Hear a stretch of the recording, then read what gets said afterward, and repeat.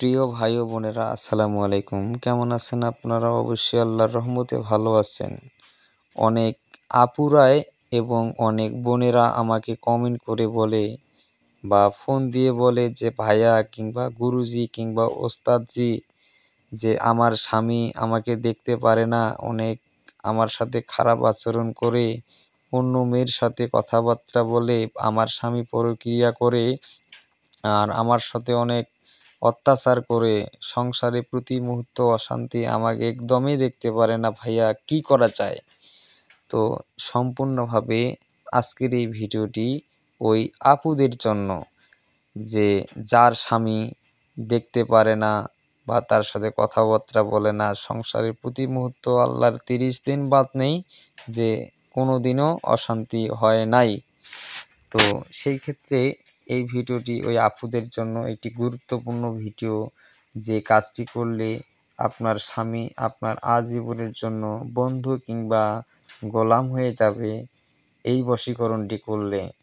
তো অবশ্যই আপনারা এই কার্যটি করবেন, আজীবনের জন্য আপনার স্বামী আপনার গোলাম হয়ে থাকবে এবং অনুগত বাধ্যগত হয়ে থাকবে।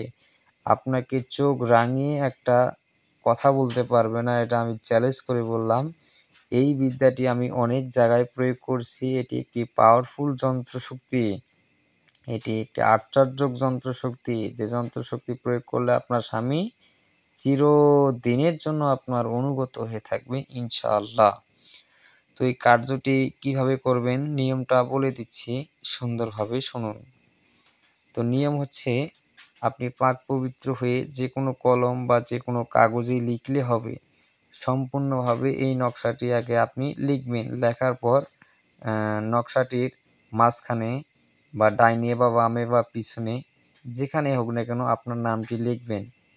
যদি মেয়ে হন তাহলে মেয়ের নাম লিখবেন। লেখার পর এই তাবিজটি যদি পানিতে চুবিয়ে আপনার স্বামীকে 3 দিন খাওয়ান, আমি মনে করব ইনশাআল্লাহ ওই 3 দিনের মধ্যে আপনার স্বামী আচার আচরণ ব্যবহার কীরকম কথাবার্তা বলতেছে আপনি নিজেই বুঝতে পারবেন। তো অবশ্যই এটি একটি পাওয়ারফুল যন্ত্রশক্তি।